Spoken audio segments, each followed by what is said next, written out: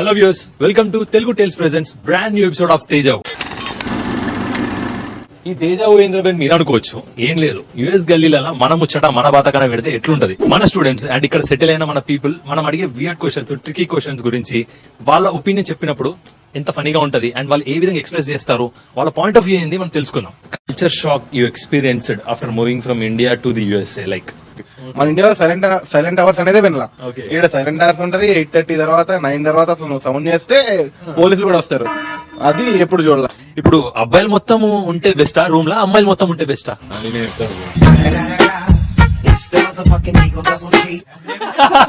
మనోడు ఖతర్నాకున్నాడు.